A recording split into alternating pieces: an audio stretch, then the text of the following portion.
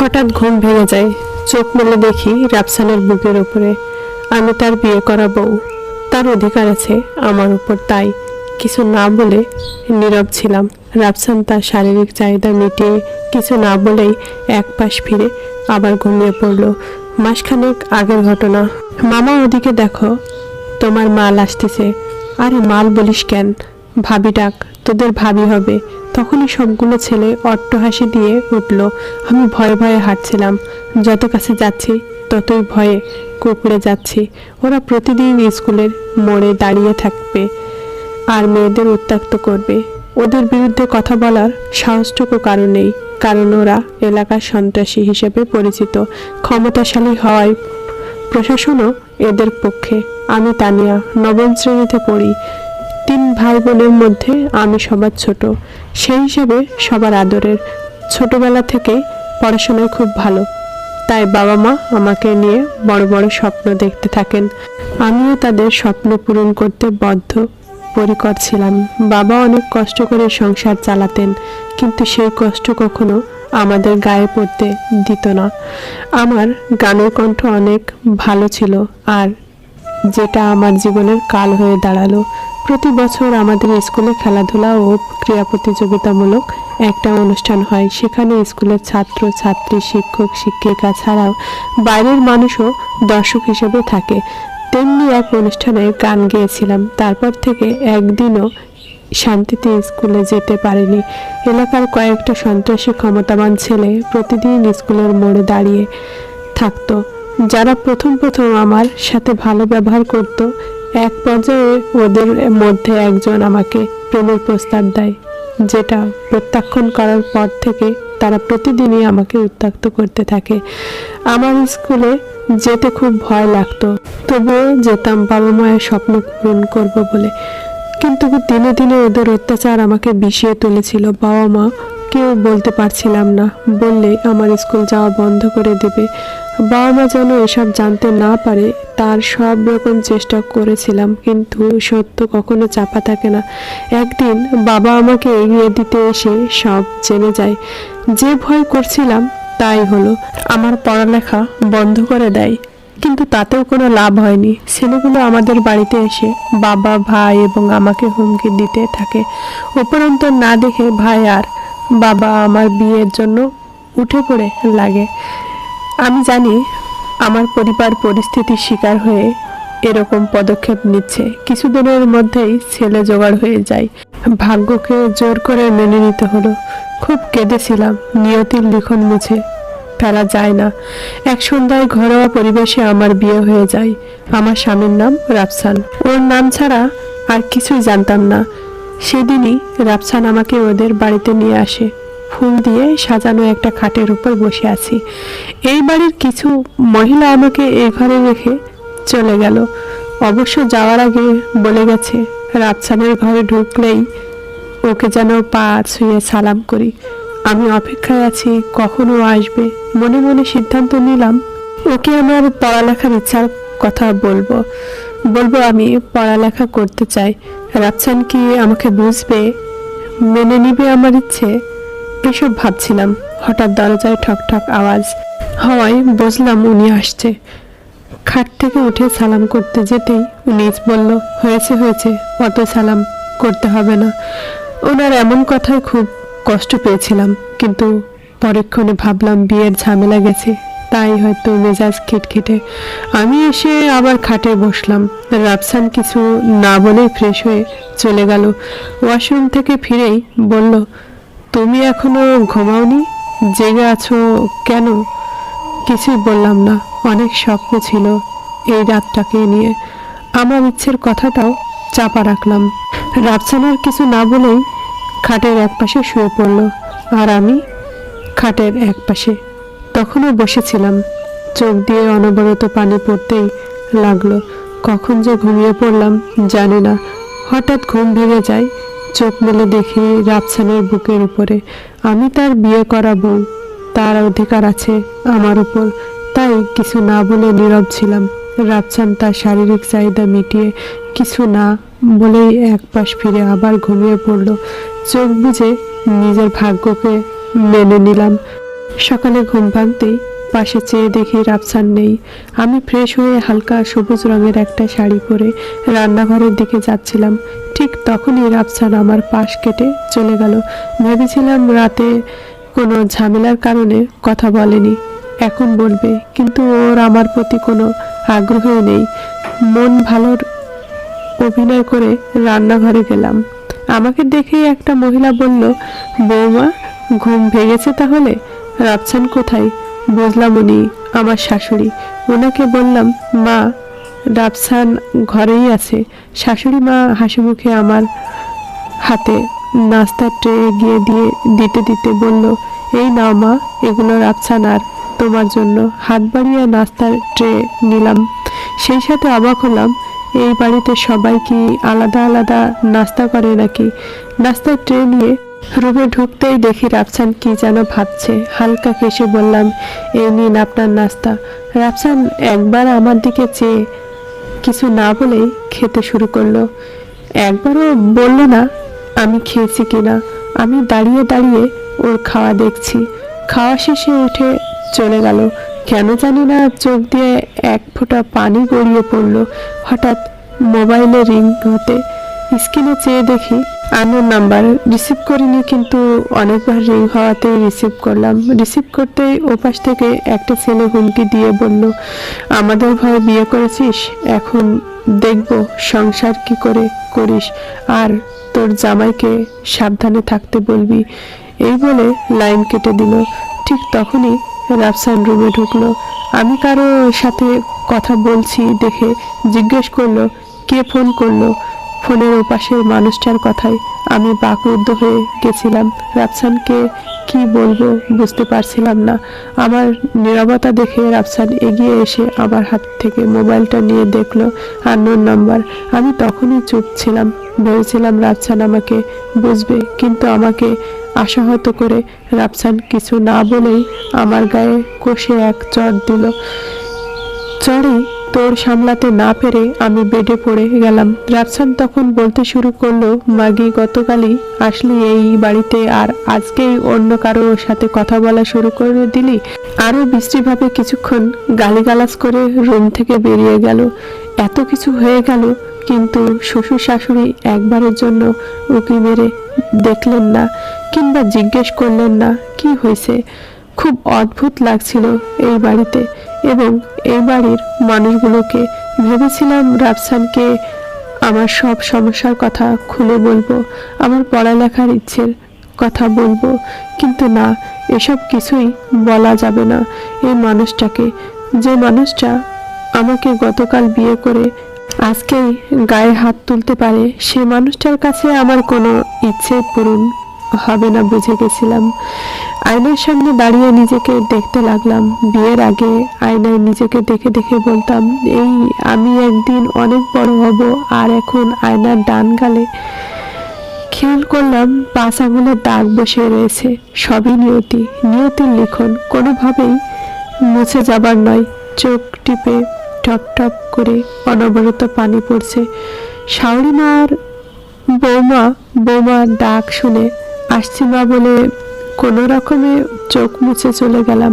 রান্নাঘরে ঢুকতেই শাওরি মা বলল, মা, আমি একা মানুষ, সব করতে পারছি না, তুমি একটু কাজে হাত লাগাও না।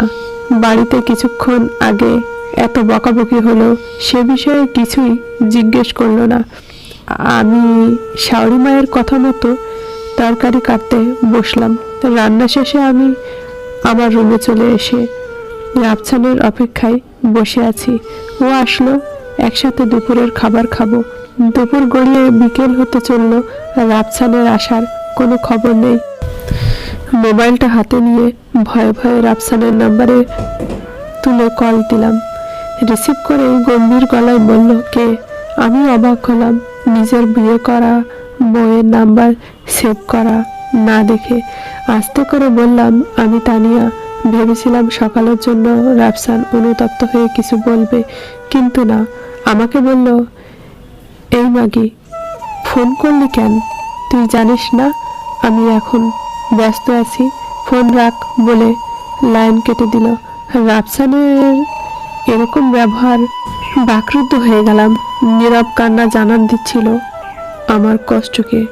চোখ মুখ মুছে শাশুড়ি মায়ের রুমে গিয়ে আস্তে করে জিজ্ঞেস করলাম, মা, রাতছান এখনো আসেনি? আপনাকে কিছু বলে গেছে? শাশুড়ি মা পান চিবোতে চিবোতে বলল, বৌমা, তুমি জানো না রাতছান দুপুরে বাড়িতে থাকে না, ওর অনেক কাজ থাকে। শাশুড়ি মায়ের সাথে আরও কিছুক্ষণ কথা বলে নিজের রুমে চলে আসলাম। এই বাড়ির প্রত্যেকটা মানুষ যেভাবে আমার সাথে কথা বলেছে, মনে হচ্ছে আমি এ বাড়ি এসেছি অনেক দিন হলো। আমার সাথে সবার অনেক দিনের পরিচয়। সন্ধ্যার দিকে শ্বশুর শাশুড়ির জন্য চা বানিয়ে ওনাদের রুমে নিয়ে গেলাম। শ্বশুর আব্বা চায়ে চুমুক দিয়ে থু থু করতে করতে বলল, এটা কোনো চা হলো? তোমার বাবা মা কি তোমাকে চা বানানো শেখালো না? ঠিক তখনই শাশুড়ি মা চায়ে চুমুক দিয়ে বলল, বৌমা, এটা কোনো চা হলো? যাও, নতুন করে আবার বানিয়ে নিয়ে আসো। লবণ চিনি ঠিক মতো দিবে। ওনাদের এরকম ব্যবহারে অজান্তেই চোখ দিয়ে দুফোঁটা পানি গড়িয়ে পড়ল। তাড়াতাড়ি রুম থেকে বের হয়ে রান্নাঘরে চলে আসতেই চোখ দিয়ে অনবরত পানি পড়তে লাগলো। এই বাড়িতে আসলাম একদিন হলো, একদিনে এত কিছু।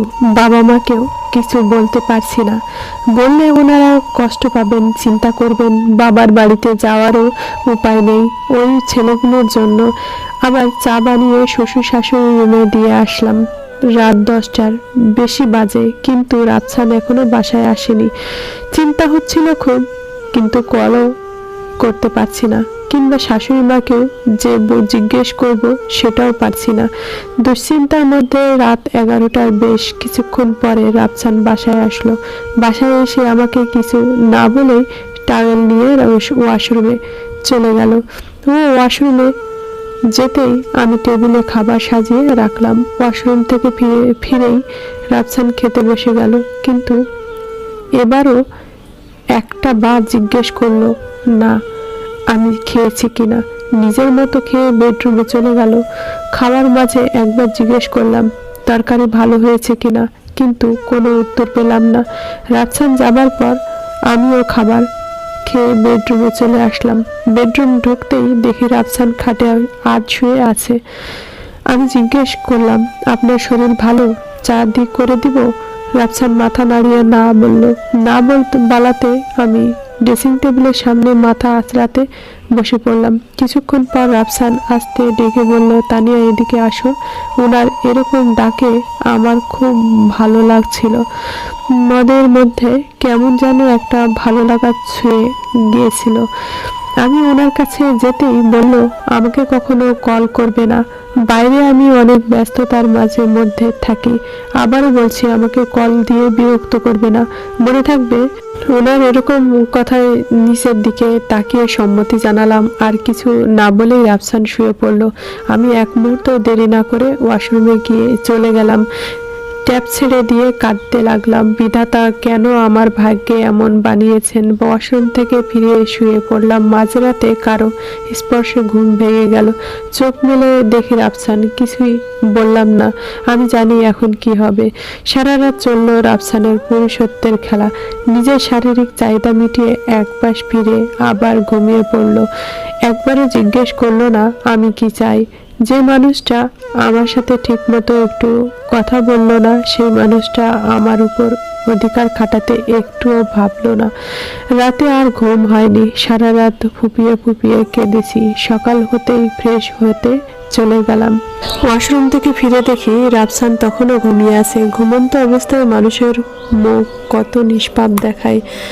যেমনটা এখন রাফসানকে দেখে মনে হচ্ছে, ওর মুখের দিকে তাকিয়ে ভাবতে লাগলাম, জেগে থাকলে এই মানুষটাও এত নিষ্ঠুর হয় কিভাবে?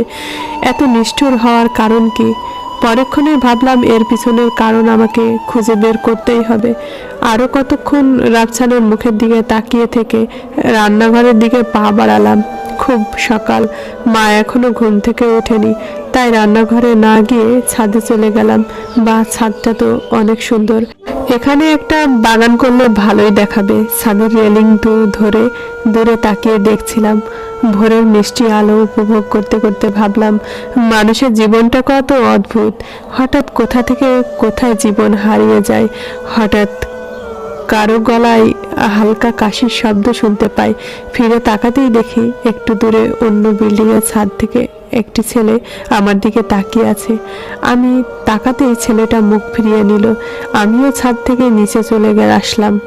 মা এখনো ঘুম থেকে ওঠেনি। আমি রান্নাঘরে গিয়ে সব কিছু পরিষ্কার করে ফেললাম।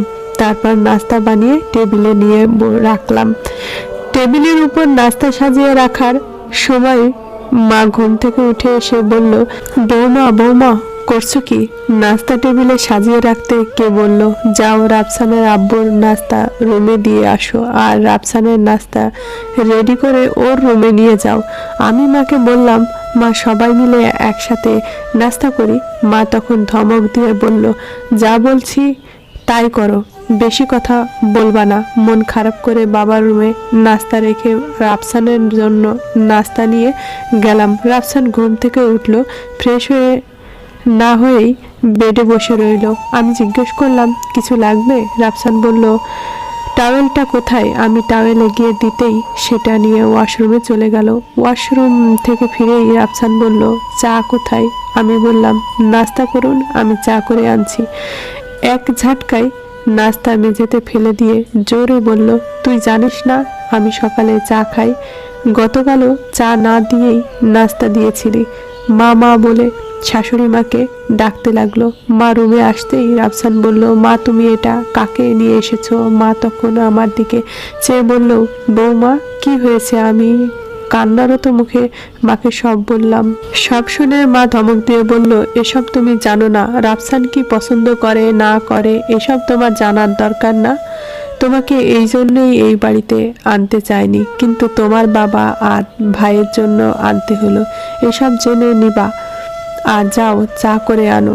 চোখে পানি রেখেই মেঝে পরিষ্কার করে আবার চা বানাতে চলে গেলাম। চা বানাচ্ছি তখনই বাবা কল করলো। সালাম দিয়ে ফোন ধরতেই বাবা বলল, মারে কেমন আছিস? আমি নর্মালি বললাম, বাবা আমি ভালো আছি, তুমি কেমন আছো? বাবা বলল, ভালো আছি। মারে আমার উপর রাগ করিস না। আমার অনেক ইচ্ছে ছিল তোরে বড় কর্ম, কিন্তু পারলাম না বলেই কাঁদতে লাগলো। আমি বাবাকে শান্ত হতে বললাম, তারপর কাজ আছে বলে লাইন কেটে দিলাম। তাড়াতাড়ি চা করে রাফসানের জন্য নিয়ে গেলাম। রাফসানের চা খাওয়ার মাঝেই জিজ্ঞেস করলাম, আপনি কি দুপুরে আসবেন না? রাফসান কিছুই বলল না। চা শেষ করে রুম থেকে বের হওয়ার সময় দরজা পর্যন্ত গিয়ে পেছনে তাকিয়ে বলল, আমি কখনো দুপুরে বাসায় আসি না।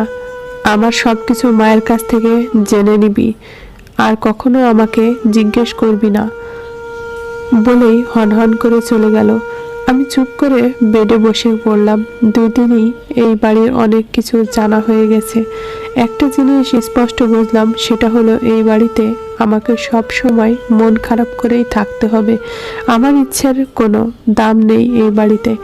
একটু পর মায়ের ডাকে রান্নাঘরে চলে গেলাম। দুপুরে রান্না করে মাঝখানে মাকে বললাম, মা আমার একটা অনুরোধ ছিল।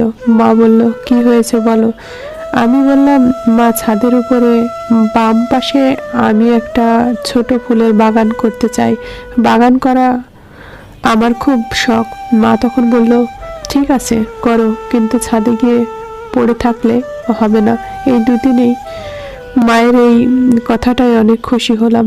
তাড়াতাড়ি দুপুরের রান্না শেষ করে ছাদে চলে গেলাম। ছাদে গিয়ে মাপ নিলাম কতটুকু বাগান করব। পাশের বিল্ডিং এর খেয়াল করলাম সকালে সেই ছেলেটা। আমি বাগান নিয়ে ভাবছিলাম, সেই মুহূর্তে ছেলেটি আমাকে উদ্দেশ্য করে বলল, এই যে শুনছেন? আমি ইশারা দিয়ে বললাম, আমি? সে হ্যাঁ বলাতেই রেলিং এর কাছে গিয়ে বললাম, কি? সে বলল, আপনাকে তো এই বাসায় আগে দেখিনি। আপনি কি এই বাড়ির মেহমান? আমি মৃদু হেসে উত্তর দিলাম, না আমি মেহমান না, আমি এই বাড়ির বউ। এটা শুনে ছেলেটা চোখ বড় বড় করে বলল, আপনি রাফসান ভাইয়ের ওয়াইফ? আমি হ্যাঁ বললাম। ছেলেটা বলল, রাফসান ভাই বিয়ে করলো কিন্তু একটাবার জানালাও না। আচ্ছা আপনার নাম কি? আমি উত্তর দিলাম, তানিয়া। সে বলল, রাফসান ভাই খুব গম্ভীর মানুষ আর কঠোর পরিশ্রমী। আমি জানতাম না রাফসান কি কাজ করে, তাই ছেলেটাকে জিজ্ঞেস করলাম, আচ্ছা তোমার ভাই কি কাজ করে? ছেলেটা বলল, রাফসান ভাই একজন। ছেলেটার কথা শুনে চুপ হয়ে গেলাম। আমি নীরবতা দেখে ছেলেটা আবার বলল, জানেন ভাবি, রাফসান ভাই খুব পরিশ্রমী। 70 বিঘা জমি উনি দেখাশোনা করেন। আমরা এই বাসায় এসেছি 2 বছর হলো। এই 2 বছরে সবসময় ওনাকে খুব গম্ভীর দেখেছি। একটা মানুষ কি করে এত গম্ভীর হয়, রাফসান ভাইকে না দেখলে সেটা বুঝতে পারতাম না। আমি ছেলেটাকে কিছু না বলেই ছাদ থেকে রুমে চলে আসলাম। ছেলেটার কথাগুলো মাথার মধ্যে ঘুরছে। রাফসান একজন কৃষক। রাফসান এত গম্ভীর কেন? তাহলে কি কোনো কারণ আছে যেটা আমি জানি না, যার জন্য রাফসান এরকম গম্ভীর, যার জন্য আমার সাথে খারাপ ব্যবহার করে? আমাকে এই কারণটা খুঁজে বের করতেই হবে। তাড়াতাড়ি বাবাকে কল করলাম। বাবা ফোন রিসিভ করতেই সালাম দিয়ে জিজ্ঞেস করলাম, বাবা রাফসান কি করে? তোমরা তো আমাকে কিছুই বলনি। বাবা বাবা ডুকরে কেঁদে উঠে বলল, মারে আমাকে তুই ক্ষমা করে দিস। এলাকার মাস্তান ছেলেগুলো থেকে তোকে বাঁচানোর জন্য তাড়াতাড়ি বিয়ে দিলাম। রাফসানের বাবার অনেক সম্পত্তি আছে, রাফসান এগুলা দেখাশোনা করে। আমি বাবাকে বললাম, বাবা আমি জানি তুমি সবসময় আমার ভালো চাও। আচ্ছা বাবা ফোন রাখছি, এই বলে লাইন কেটে দিলাম। তাহলে ছেলেটার কথাই সত্য, রাফসান কৃষক, এই নিয়ে আমার ভাবনা নেই। আমার ভাবনা হচ্ছে ওর গম্ভীর হওয়ার কারণ কি। হাতে ফোন নিলাম রাফসানকে কল দিব বলে, কিন্তু ওর আগেই ব্যবহার মনে পড়ে যাওয়ার ফোন রেখে দিলাম। বাবা মাকে ডাকলাম দুপুরে খাবার খেতে, কিন্তু মা নিজেই রুম থেকে জোরে বলল, তোমার খাবার তুমি খেয়ে নাও। আমরা খেয়ে নিয়েছি। খুব অবাক হলাম, কারণ নতুন বউকে রেখে ওনারা নিজেরা খেয়ে ফেললো। আমি দুপুরের খাবার খেয়ে রুমে এসে শুয়ে পড়লাম। এপাশ ওপাশ করছি, কিন্তু কিছুতেই চোখে ঘুম আসছে না। শোয়া থেকে উঠে বসে জানালা খুলে কিছুক্ষণ বাইরে তাকিয়ে দেখলাম, হঠাৎ মনে হলো ছাদে যাই, ছেলেটার সাথে যদি দেখা হয়, যদি কিছু জানা যায় রাফসানকে নিয়ে। ছাদে উঠে দেখি ছেলেটা আগের জায়গায় ঠাই দাঁড়িয়ে আছে। আমি যে ছাদে উঠেছি সে দেখেনি। একটু এগিয়ে বললাম, আপনি কি সারাদিন ছাদেই থাকেন নাকি? ছেলেটা হকচকিয়ে আমার দিকে চেয়ে বলল, ভাবি আপনি? মৃদু হেসে আবার বলল, না না, ওই যে চিলেকোঠার রুমটা দেখছেন, সেখানে আমি থাকি। খুব গরম তো, তাই রুম থেকে এখন বাইরে বেশি থাকা হয়। আমি বললাম, বাহ সে তো ভালো, কিন্তু আপনার পরিবার? ছেলেটা বলল, সবাই নিচে থাকে, শুধু আমিই উপরে, কারণ আমার চিলেকোঠার রুমগুলো খুব ভালো লাগে। আমি ছেলেটাকে বললাম, আচ্ছা আপনার নামটা তো জানা হলো না। মৃদু হেসে বলল, আমি নাহিদ। আমি নাহিদকে বললাম, কে কে আছেন আপনার পরিবারে? আমি, বাবা মা আর একটা ছোট বোন। আমি বললাম, আর কেউ নেই? নাহিদ দীর্ঘশ্বাস ছেড়ে বলল, ছিল একজন, বাবা মায়ের অমতে বিয়েও করি, কিন্তু 2 মাস না যেতেই অধরা আমাকে ছেড়ে চলে যায়। আমি নাহিদের কথা বুঝতে পেরে বললাম, সরি। নাহিদ বলল, না না ঠিক আছে। আমি আবার বললাম, আপনি কি করেন এখন? উত্তরে নাহিদ বলল, ছাদে ঘুরে ফিরি। জানেন, অধরার আকাশ খুব পছন্দের ছিল। আমি অবাক হয়ে তাকিয়ে রইলাম। নাহিদ আবার বলল, আমি অনার্স 2nd ইয়ারে আছি। নাহিদের কথায় এবার আরো বেশি অবাক হলাম, কিন্তু কিছু বললাম না। কিছুক্ষণ নীরবতার পর আমি বললাম, আচ্ছা রাফসানের সাথে আপনার কেমন কথা হয়? নাহিদ বলল, খুবই কম। ভাই এমনিতেই খুব গম্ভীর, তার উপর শিমু ভাবি মারা যাওয়ার পর আরো গম্ভীর হয়ে যায় মানুষটা। আমি অবাক হয়ে ভুরু কুঁচকে নাহিদের দিকে চেয়ে বললাম, শিমু ভাবি? সে কে? এবার নাহিদও অবাক হয়ে আমার দিকে তাকিয়ে আছে। আমি আবার বললাম, কি হলো বলেন, শিমুকে? নাহিদ আমতা আমতা করে বলল, রাফসান ভাইয়ের আগের বউ। কিন্তু ভাবি, আপনি জানেন না শিমু ভাবি সম্পর্কে? নাহিদের কথায় এক মুহূর্তের জন্য আমার পৃথিবী থমকে গেল, চোখ দিয়ে পানি পড়তে লাগলো।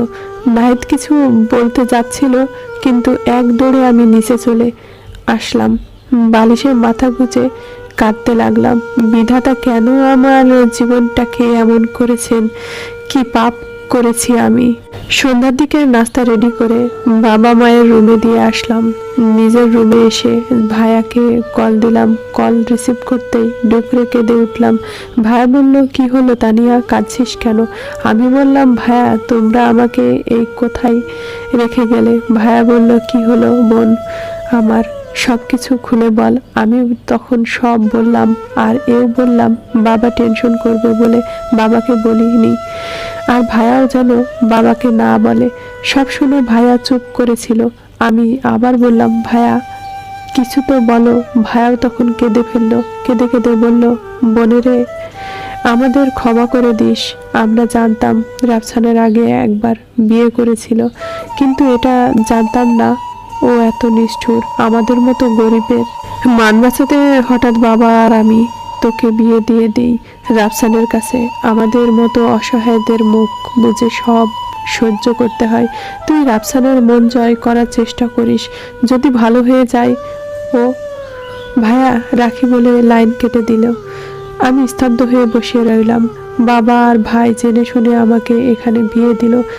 পরক্ষণে ভাবলাম, বাবা তো আমার ভালোর জন্যই এখানে বিয়ে দিয়েছে।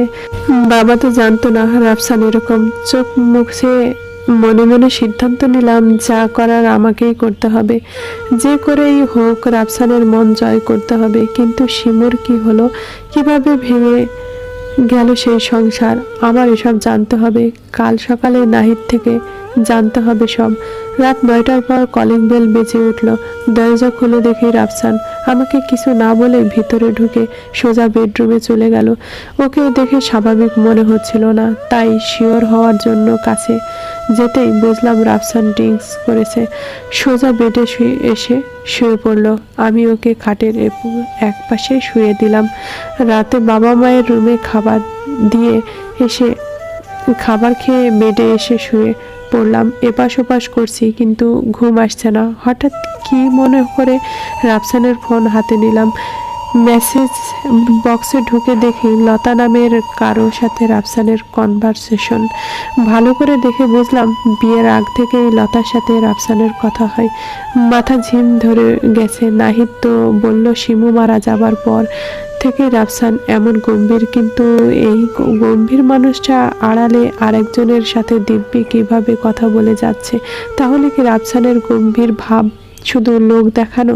রাফসানের দিকে তাকিয়ে দেখলাম মানুষটা বেঘরে ঘুমোচ্ছে। মানুষটার মাথায় ঠিক কি পরিকল্পনা ঘুরছে সেটা আমাকে বের করতেই হবে। লতার কথা মনে হতেই খুব কান্না আসলো, কিন্তু নিজেকে যথাসম্ভব স্বাভাবিক রেখে চুপ থাকলাম। রাফসান জেনে শুনেই আমাকে ধোঁকা দিচ্ছে, কিন্তু কেন? ঘুম আসছে না। বেড থেকে উঠে বারান্দায় গিয়ে গ্রিল ধরে দাঁড়িয়ে থাকলাম। মনে মনে সিদ্ধান্ত নিলাম, কাল নাহিদের কাছ থেকে জেনে নিব শিমু সম্পর্কে সে কি কি জানতো। ভাবতে লাগলাম, নাহিদকে যদি বলি আমাকে একটু সাহায্য করতে, সে কি করবে? পরক্ষণে ভাবলাম, সে কাল দেখা যাবে। তবে আমার নাহিদের সাহায্য অনেক দরকার। বারান্দা থেকে ফিরে বেডে এসে শুয়ে পড়লাম। সকালে ঘুম ভেঙে পাশে চেয়ে দেখি রাফসান তখনও ঘুমোচ্ছে। আস্তে উঠে ছাদে চলে গেলাম। এত সকালে নাস্তা না বানালেও হবে, তাছাড়া ছাদে যদি নাহিদকে পাওয়া যায় এই আশায়। কিন্তু ছাদে উঠে নাহিদকে দেখলাম না। একটু মন খারাপ হলো। বারবার চিলেকোঠার দিকে তাকিয়ে পায়চারি করছিলাম। কিছুক্ষণ পর দেখি নাহিদ চিলেকোঠার রুম থেকে বের হয়ে হাই তুলছিল। আমার দিকে চোখ পড়তেই অবাক চোখে তাকিয়ে একটু এগিয়ে এসে বলল, ভাবি আপনি এত সকালে যে? নাহিদকে কিছু বুঝতে না দিয়ে বললাম, সকালটা উপভোগ করতে চলে আসলাম ভাই। নাহিদ মৃদু হেসে বলল, তা ভালো, সকালের বাতাস শরীর আর মনকে সতেজ রাখে। নাহিদের কথার পরপরই আক্ষেপের সুরে বললাম, হার মন সতেজ থাকা। নাহিদ ভ্রু কুঁচকে জিজ্ঞেস করলো, ভাবি কিছু হয়েছে কি? আমি তখন উত্তরে বললাম, না ভাই। আচ্ছা, আপনি আমার কিছু প্রশ্নের জবাব দিতে পারবেন? নাহিদ তখন কি যেন ভেবে বলল, চেষ্টা করব, আপনি বলুন না। আচ্ছা, শিমুর সাথে কি আপনার কখনো কথা হয়েছে? নাহিদ বলল, এ বাসায় আসার পর থেকে মাঝে মাঝে সকালে ভাবির সাথে কথা হতো। ভাবিও না আপনার মতো সকাল পছন্দ করত। আসলে রাফসান ভাই অনেক গম্ভীর মানুষ। শিমু ভাবি প্রায়ই আক্ষেপ করে কথা বলতো। ভাবির মৃত্যুর খবর যখন শুনি তখন আমি বাসায় ছিলাম না, চট্টগ্রামে ছিলাম। খুব খারাপ লাগছিল সেদিন। পরে এসে জানতে পারি ভাবি নাকি হঠাৎ মারা যায়। আমি নাহিদকে থামিয়ে জিজ্ঞেস করলাম, রাফসানের গম্ভীরতা ছাড়া শিমু অন্য কোনো কথা আক্ষেপ করে বলতো? নাহিদ কিছুক্ষণ ভেবে বলল, না, তবে শিমু ভাবে প্রায় মন মরা হয়ে থাকতো। জিজ্ঞেস করলেই বলতো, কিছু না, বাবা মাকে মনে পড়ছে। আমি আর কিছু বলতাম না। আমি কিছু বলতে যাব তার আগেই নাহিদ আবার বলল, তবে শিমু ভাবি একদিন একটা মেয়ের কথা বলল, নামটা যে কি মনে পড়ছে না। আমি তখন বললাম, লতা। নাহিদ তখন বলল, হ্যাঁ, লতাকে নিয়ে বলতো। আমি জিজ্ঞেস করলাম, কি বলতো? নাহিদ আক্ষেপ করে বলল, খুব বেশি কিছু বলতো না, তবে প্রায়ই কথার মাঝখানে বলতো, লতা আমার চিরশত্রু। মনে মনে ভাবতে লাগলাম, তার মানে রাফসানের সাথে লতার অনেক আগে থেকেই কথা হয়, যেটা শিমু জানতো। কিন্তু লতাকে রেখে আমার আর শিমুর জীবনটা নষ্ট করার কারণ কি? না, এই নাহিদের কাছে সাহায্য চাইতে হবে। নাহিদ আমাকে বলল, কি ভাবছেন? এত হকচকিয়ে নাহিদের দিকে তাকিয়ে বললাম, না ভাই, কিছু না। আচ্ছা নাহিদ ভাই, আপনাকে যদি একটা নাম্বার দেই তাহলে কি সেই নাম্বারের ডিটেলস বের করতে পারবেন? একটু ভেবে নাহিদ বলল, চেষ্টা করব, কিন্তু নাম্বারটা কার? আমি বললাম, ডিটেলস বের করলেই জানতে পারবেন। 10টার দিকে আবার ছাদে আসব আমি, তখন নাম্বার দিয়ে যাব। এখন আসি। এই বলে চলে আসতে লাগলাম। নাহিদ তখন জোরে বলল, ভাবি, একটা কথা বলা হয়নি। আমি পিছনে ফিরে ইশারায় বললাম, কি? নাহিদ তখন বলল, শিমু ভাবিকে প্রায় একটা ডায়েরি হাতে ছাদে দেখতাম। আমি অবাক হয়ে কিছু বলতে যাব, কিন্তু নাহিদের চিলেকোঠার পাশে কারো উপস্থিতি টের পেয়ে নিচে চলে আসি। মা এখনো ঘুম থেকে ওঠেনি, কিন্তু রাফসান ঘুম থেকে উঠে বেডে বসে বসে ঝিমাচ্ছে। আমি কাছে গিয়ে বললাম, টাওয়েল দিব? রাফসান কিছু না বলে বেড থেকে নেমে সোজা ওয়াশরুমে চলে গেল। রাফসানের ফোন থেকে লতার নাম্বারটা টুকে নিয়ে রান্নাঘরে চলে গেলাম। নাহিদের কাছ থেকে শোনা শিমুর ডায়েরির কথা এতক্ষণে ভুলেই গিয়েছিলাম। নাস্তা বানানোর মাঝে হঠাৎ মনে পড়ে গেল, আমি তো কোনো ডায়েরি খুঁজে পেলাম না। যদি ডায়েরি লিখে থাকে তাহলে সেটা কোথায়? আমাকে সেটা খুঁজে বের করতেই হবে। নাস্তা রেডি করে রাফসানের জন্য নিয়ে গেলাম। রাফসান নাস্তা মুখে দিয়েই থু থু করে ফেলে দিল। আমার দিকে যে ধমক দিয়ে বলল, এটা কোনো নাস্তা হলো? তোর বাবা মা কি তোকে তোকে রান্না কিভাবে করতে হয় সেটাও শেখায়নি? আমি কিছু না বলে চুপ ছিলাম। রাফসান আমার নীরবতা দেখে বলল, চুপ করে আছিস কেন? বল। আমি তখনও চুপ ছিলাম। রাফসান রাগে গদগদ করতে করতে বাসা থেকে বের হয়ে গেল। মন খারাপ করে কিছুক্ষণ বসে থাকলাম। বাবা মাকেও একই নাস্তা দিলাম, তারা কিছু বলল না, কিন্তু রাফসান কেন? তাহলে কি ইচ্ছে করে এমন ব্যবহার? ঘড়ির দিকে তাকিয়ে দেখি 10-এর কাছে ছুঁই ছুঁই। তাড়াতাড়ি ছাদে গেলাম। নাহিদ মনে হয় আমার অপেক্ষাতেই ছিল, কারণ ছাদে উঠতেই দেখি নাহিদ দাঁড়িয়ে আছে। আমাকে দেখে হেসে বলল, ভাবি, আপনার অপেক্ষাতেই ছিলাম। আমি বললাম, ভাই, অনেক কাজ ছিল। লতার নাম্বারটা এগিয়ে দিয়ে বললাম, এই নিন, এই নাম্বারের ডিটেলস বের করবেন। নাহিদকে বিদায় দিয়ে ছাদে আসছিলাম, কিন্তু ছাদ থেকে নিচের দিকে অনেকটা দূরে চোখ পড়তেই দেখি রাফসান তাকিয়ে আছে। পিছনে চেয়ে দেখলাম নাহিদ আছে কিনা। তাড়াতাড়ি নিচে চলে আসলাম। রাফসান দেখছে কিছু? মনে মনে আল্লাহকে ডাকছিলাম, কলিং বেল বেজে উঠলো। দরজা খুলতেই রাফসান ঢুকেই আমার চুলের মুঠো ধরে টানতে টানতে বেডরুমে নিয়ে এসে দরজা বন্ধ করে দিল। তারপর ইচ্ছে মতো মারতে মারতে গালি দিয়ে বলল, 2 দিন হলো এই বাসায় এসেছিস, আর 2 দিনেই ছাদের উপর অন্য কারোর সাথে ঘনিষ্ঠতা না? ইচ্ছা মতো মেরে আবার বেরিয়ে গেল। আমি মেঝেতে বসে অনেকক্ষণ কাঁদলাম। কি দোষ ছিল আমার? একটু না হয় ভুল করেছি, তার জন্য এত নির্যাতন? এবারও বাবা মা কেউ একটাবারের জন্য উকিও দিল না, কিন্তু দুপুর হতেই মা জোরে ডেকে বলল, বৌমা রান্না করবা না নাকি? দুপুর কি না খেয়ে থাকবো? চোখ মুছে রান্নাঘরে চলে গেলাম। এত নিষ্ঠুর কেন এই মানুষগুলো? ভাত রান্নার জন্য ডাউল নিতে গিয়ে দেখি চাউল রাখার ড্রামের আশেপাশে অনেক ময়লা জমে আছে। সেটা পরিষ্কার করার জন্য ড্রামটা সরাতেই পিছন থেকে একটা কালো ময়লাটের ডায়েরি বেরিয়ে আসলো। খুব অবাক হলাম। চাউলের ড্রামের পিছনে ডায়েরি? পরক্ষণে ভাবলাম এটা শিমুর ডায়েরি না তো। কৌতূহল নিয়ে ডায়েরির প্রথম পাতা উল্টাতেই দেখলাম তাতে লেখা বড় করে শিমুর আত্মকাহিনী। পাতা উল্টাতেই চোখ পড়ল তারিখ দিয়ে কিছু লেখা। আজ আমার বিয়ে হয়েছে। নতুন জীবন শুরু থেকেই নতুন মানুষটাকে নিয়ে স্বপ্ন বুনতে শুরু করেছি। মানুষটা কেমন যেন গম্ভীর হতো। বিয়ের ঝামেলার জন্যই 2 দিন পার হয়ে গেল, কিন্তু রাফসানকে এখনো বুঝলাম না। ওর কি আমাকে পছন্দ হয়নি? না না, কি ভাবছি, পছন্দ না হলে আমার কাছাকাছি আসতো না। কিন্তু দিনের আলোয় কিসের এত অবহেলা? এই বাসার প্রতিটা মানুষ এত অদ্ভুত কেন? শিমুর কথাগুলো আমার সাথে মিলে যাচ্ছে। তাড়াতাড়ি পরের পাতা উল্টালাম। তাতে লেখা, আজকে রাফসান আমার গায়ে হাত তুলেছে। আমার অপরাধ, চায়ে চিনি হয়নি ঠিক মতো হয়নি তা বলে গায়ে হাত? এত নিষ্ঠুরতা! আজকে আমার বাবা আমাকে দেখতে এসেছে। বাবার সাথে কথা বলে একটু প্রশান্তি লাগছিল। এই বাসার দম বন্ধ হয়ে আসে, মানুষ থেকেও যেন নাই। রাফসান মদ পান করে অনেক রাতে বাড়ি ফিরেছে। বাড়ি ফিরেই কিছু না বলেই আমাকে গালাগাল দিয়ে অনেক মেরেছে। আজকে রাফসানের মোবাইল ধরে জানতে পারি রাফসান অন্য একটা মেয়ের সাথে সম্পর্ক জড়িত। মেয়েটার নাম লতা মেয়েটা আর পড়তে পারেনি। শাশুড়ি মায়ের উপস্থিতি টের পেয়ে ডায়েরি বন্ধ করে আগের জায়গায় রেখে ড্রামটা ঠিক করছি।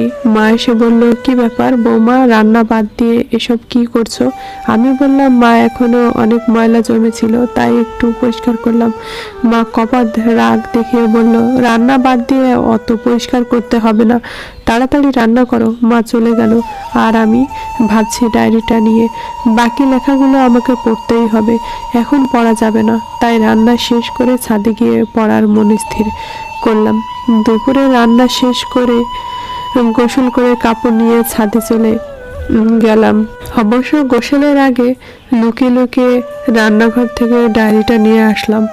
পাশের বিল্ডিংয়ে চেয়ে দেখলাম নাহিদ আছে কিনা, কিন্তু কোথাও দেখলাম না।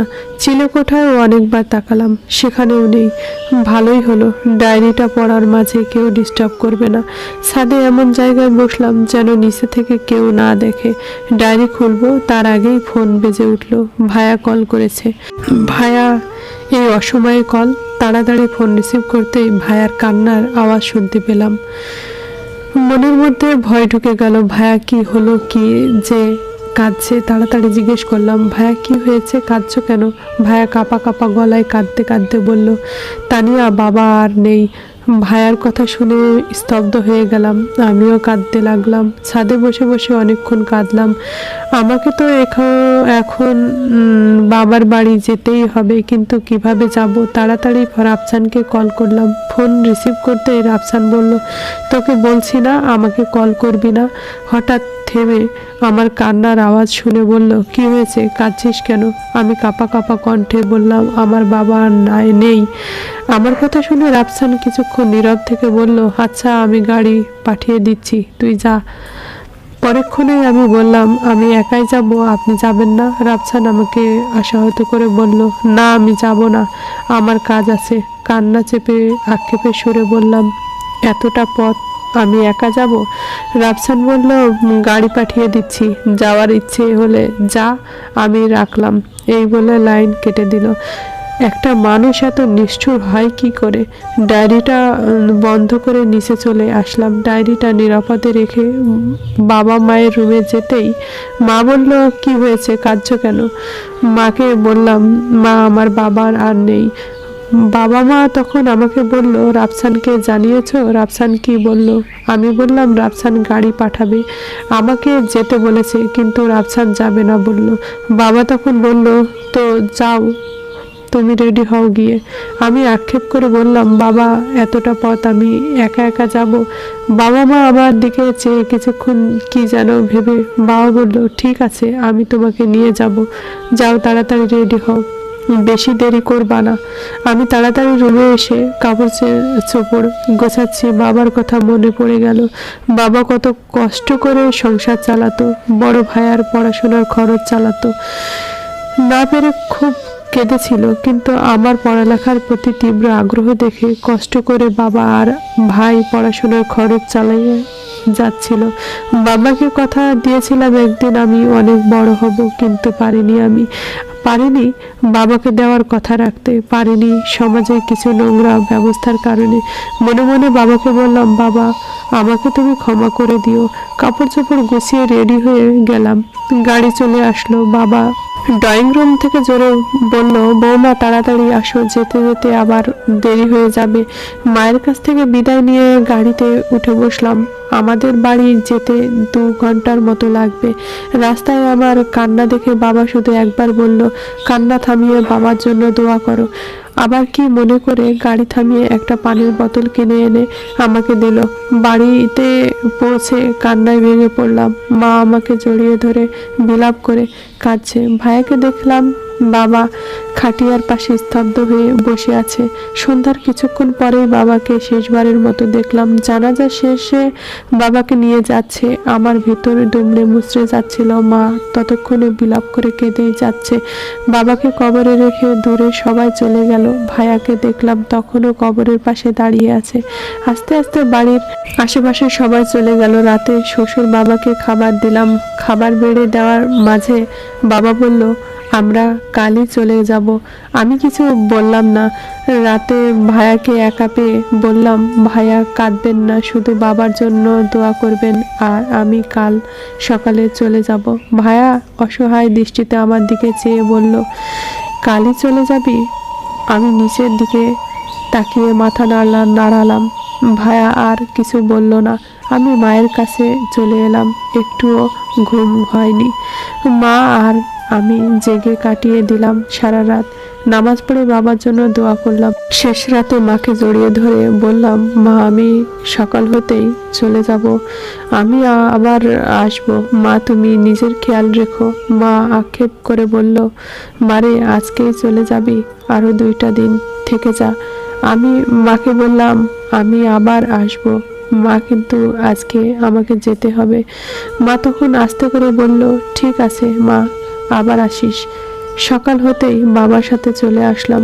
বাসায় পৌঁছে দেখি মা রান্না ঘরে নাস্তা বানাচ্ছে। আমাকে দেখে বলল, বৌমা চলে আসছো, এই ধরো, এটা বানিয়ে রুমে দিয়ে আসবে।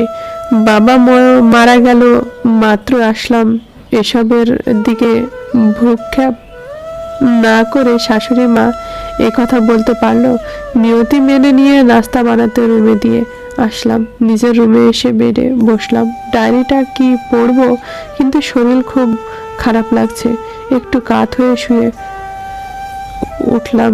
ডায়েরিটা বিকেলেই পড়বো। হুড়মুড় করে ঘুম থেকে উঠে রান্না করতে চলে গেলাম।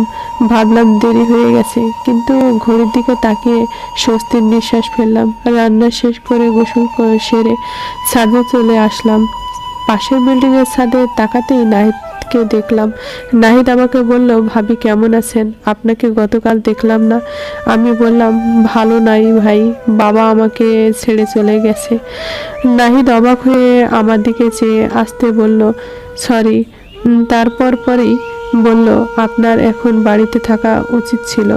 আমি বললাম, সেই ভাগ্য কি আছে ভাই, নিয়তি যে খুব খারাপ। নাহিদ বলল, কি হয়েছে ভাবি? আমি কিছু না বলে জিজ্ঞেস করলাম, নাম্বারটার ডিটেলস বের করেছেন? নাহিদ তখন বলল, ভাবি এটা তো লতার নাম্বার। শিমু ভাবি যাকে চিরশত্রু মনে করতেন, কিন্তু কেন এত শত্রুতা সেটা কখনো বলেননি। আমি আবার জিজ্ঞেস করলাম, ভাই লতার ঠিকানাটা বের করা যাবে কি? নাহিদ তখন বলল, লতার নাম্বার শিওর হওয়ার পর কৌতূহলবশত আমি আমার এক বন্ধুর মাধ্যমে লতার ঠিকানাটা জোগাড় করি। আমি উত্তেজিত হয়ে বললাম, কোথায়? নাহিদ আমাদের বাড়ির কাছাকাছি একটা জায়গার নাম বলল। আমি তখন নাহিদকে অনুরোধের সুরে বললাম, ভাই কাল একটু আমার সাথে সেখানে যেতে পারবেন? নাহিদ কিছুক্ষণ ভেবে বলল, ঠিক আছে ভাবি। আমি আবার বললাম, খুব সাবধানে যেতে হবে, রাফসান যেন আমাকে কোনোভাবে না দেখে। নাহিদকে কাল দেখা হচ্ছে বলে নিচে চলে আসলাম। এই মুহূর্তে শ্বশুর শাশুড়ি তাদের রুমেই আছেন। আমি নিজের রুমে এসে শিমুর ডায়েরিটা হাতে নিলাম। বেডরুম থেকে বারান্দায় চলে এসে একটা চেয়ার টেনে বসলাম, ডায়েরির পাতা উল্টালাম। আজকে রাফসানের মোবাইল ধরে জানতে পারি রাফসান অন্য একটা মেয়ের সাথে সম্পর্কে জড়িত। মেয়েটার নাম লতা। লতা মেয়েটার সাথে রাফসানের গভীর সম্পর্কের নাম আমাকে বের করতেই হবে। এত দুঃখের মাঝেও আজ একটু খুশি খুশি লাগছে। কারণটা আমি মা হব।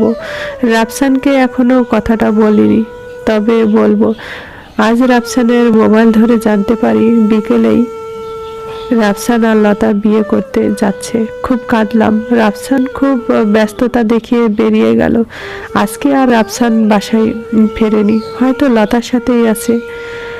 তুচ্ছ বিষয় নিয়ে রাফসান আজকে অনেক মেরেছে। মাতাল হয়ে রাফসান বাড়ি ফিরে এসেছে ঘুমিয়ে পড়ে।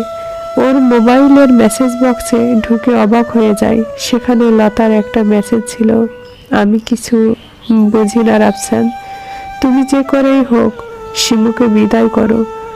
আরেকটু নিচে এসে একটা মেসেজ চোখ আটকে গেল। সেখানে লেখা ছিল, বিদায় করতে না পারলে শিমুকে মেরে ফেলো। আর রাফসানের সম্মতির মেসেজ দেখে স্তব্ধ হয়ে গেলাম। আজ রাফসান গায়ে হাত তুলতে আসলে রুখে দাঁড়াই। এ পর্যায়ে লতার কথা বললে আমাকে চুপ থাকতে বলে মেরে ফেলার হুমকি দেয়। ইদানিং রাফসান আমার সাথে খুব ভালো ব্যবহার করে, কারণটা আমি জানি না। আজকে রাফসানকে তার অনাগত সন্তানের কথা বললাম, কিন্তু আমাকে আশাহত করে রাফসান খুশি না হয়ে বলল, অ্যাবর্শন করে ফেলো। এই নিয়ে ঝগড়া হলো। রাফসান এক পর্যায়ে বলল, তোকে বাঁচিয়ে রাখা যাবে না। আর আজকে দুদিন পর রাফসান বাড়ি ফিরেছে। আর কিছু লেখা নেই। হঠাৎ মনে পড়ে গেল নাহিদ বলেছিল শিমু ভাবি হঠাৎ মারা যায়। শিমুকে কি মারা যায়, নাকি একটা পরিকল্পিত খুন? শিমুর ডায়েরি পড়ে যে কেউ বলে দিতে পারবে এটা খুন। তার মানে রাফসান খুনি। একটা খুনির সাথে সংসার করছি আমি। এই খুনিটার বেঁচে থাকার কোনো অধিকার নেই। সন্ধ্যায় নাস্তা না বানিয়ে রুমে বসিয়েছিলাম। একটু ইচ্ছে করছে না এই খুনির পরিবারে থাকতে, কিন্তু খুনিটার প্রাপ্য শাস্তি দিতে আমাকে থাকতেই হবে। একটু পর মা এসে ঝরেই বলল, কি ব্যাপার বৌমা, আজ তুমি নাস্তা বানালে না কেন? আমি উত্তরে বললাম, মা আজকে শরীর খুব খারাপ। এই প্রথম মা কিছু না বলে চলে গেল। রাতে রাফসান বাসায় এসে ফ্রেশ হয়ে চলে যায়। আমি খাবার রেডি করে দাঁড়িয়েছিলাম। রাফসান বাসায় খেয়ে বেডেই একপাশে শুয়ে পড়ে। আমিও খাবার খেয়ে শুয়ে পড়লাম। লাইট অফ করতেই রাফসান আমাকে জড়িয়ে ধরলো। এক ঝটকায় রাফসানকে ফেলে দিলাম। রাফসান রাগদ স্বরে বলল, এমন করলি কেন? আমি পরেক্ষণে বললাম, গতকাল আমার বাবা মারা গেছে, আপনি একবারও গেলেন না, আর আজকে আসছেন পুরুষত্ব দেখাতে। রাফসান রাগে গদগদ হয়ে বারান্দায় চলে গেল। এই ফাঁকে রাফসানের ফোনের মেসেজ দেখে জানতে পারি কাল দুপুরে সে লতার বাসায় যাবে এবং লতার হাতে বানানো স্পেশাল খাবার খাবে। ঘুমের ভান ধরে শুয়ে থাকলাম, মনে শান্তি পাচ্ছে না। খুনির প্রাপ্য শাস্তি দিয়েই আমার শান্তি মিলবে। মাঝরাতে রাফসান এসে শুয়ে পড়ে। আমার কখন ঘুম চলে আসে জানি না। সকালে ঘুম ভেঙে দেখি রাফসান আজকে উঠে পড়েছে। রাফসান ফ্রেশ হওয়ার আগেই আমি তাড়াতাড়ি নাস্তা বানিয়ে ফেললাম। কোনো ইচ্ছে নেই খুনির জন্য নাস্তা বানাতে, কিন্তু শেষ খাবার হওয়াই বানালাম। রাফসান নাস্তা খেয়ে বেরিয়ে গেল। ছাদে চলে যাই। চিলেকোঠার সামনে নাহিদকে দেখে ডেকে বলি, দুপুরে যাওয়ার জন্য তৈরি তো? নাহিদ হ্যাঁ বলল। কিছুক্ষণ নীরবতার পর আমি বললাম, আচ্ছা নাহিদ ভাই, এমন কোনো কিছু আছে যেটা খেলে মানুষ মুহূর্তেই মারা যায়? নাহিদ ভুরু কুঁচকে জিজ্ঞেস করলো, হ্যাঁ আছে, কিন্তু কেন? কেনর উত্তর না দিয়ে বললাম, কি সেটা? নাহিদ তখন বলল, আমার পড়ার মাঝেই আছে সেটা। আমি বিরক্ত দেখিয়ে বললাম, সেটার নাম কি? নাহিদ তখন বলল, পটাশিয়াম সায়ানাইড। আমি অন্যদিকে ফিরে বললাম, আমাকে একটু পটাশিয়াম সায়ানাইড এনে দিতে পারবেন? নাহিদ আরও অবাক হয়ে কিছুক্ষণ তাকিয়ে থেকে বলল, ভাবি কি হয়েছে আমাকে বলেন তো। এই একটা মানুষ যাকে বিশ্বাস করা যায়। তাই সাত পাঁচ না ভেবে সব কিছু খুলে বললাম। সব শুনে নাহিদ রাগত স্বরে বলল, এই মানুষটার বেঁচে থাকার কোনো অধিকার নেই। আমি আছি আপনার সাথে, বলেন কি করতে হবে? আমি তখন বললাম, একটু পটাশিয়াম সায়ানাইড জোগাড় করেন আর দুপুরে বের হওয়ার জন্য রেডি হন। আবার বললাম, আপনার নাম্বারটা দিন। নাম্বার নিয়ে নিচে চলে আসলাম। দুপুরের রান্না শেষ করে নাহিদকে কল দিলাম। নাহিদ পটাশিয়াম সায়ানাইড জোগাড় করে ফেলেছে। ওকে রাস্তায় মোড়ে থাকতে বলে একটা বোরকা পরে বের হয়ে গেলাম। বাবা মায়ের অজান্তে, বাবা মা জানতেও পারবে না, কারণ তারা রুমে এসে আমাকে চেক করবে না। মোড়ে এসে নাহিদকে বললাম, রাফসানের লোকেশনটা বের করতে পারবেন? নাহিদ বলল, সেটা বের করতে হবে না, জানোয়ারটাকে এই মাত্র দেখলাম, দেখে আসলাম। আমি বললাম, তাহলে তাড়াতাড়ি চলেন। নাহিদ বলল, কোথায়? আমি বললাম, লতার বাসায়। নাহিদ আর কিছু না বলে হাঁটতে লাগলো, আর আমি পিছু পিছু। কিছুক্ষণের মধ্যেই আমরা পৌঁছে গেলাম। আমাদের পরিকল্পনা হলো, আমি আগে বাসার ভিতরে যাব, তারপর নাহিদ কলিং বেল বাজিয়ে লতাকে কিছুক্ষণ দরজায় দাঁড় করিয়ে রাখবে, আর এর মাঝে আমি তাদের খাবারে পটাশিয়াম দিয়ে দিব। পরিকল্পনা অনুযায়ী আমি ফ্ল্যাটের সামনে গিয়ে কলিং বেল বাজালাম। কিছুক্ষণ পর লতা দরজা খুলে আমাকে বলল, কে আপনি? আমি অনেক দিনের পরিচয় আছে এমন ভাব করে বললাম, আরে আমি তামান্না, আমাকে চিনলে না?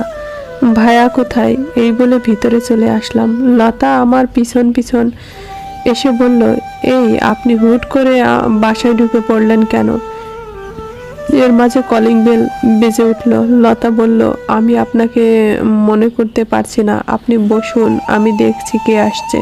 লতা চলে গেলে আমি চট করে রান্নাঘরে গিয়ে সব খাবারে পটাশিয়াম সায়ানাইড দিয়ে ফিরে আসি।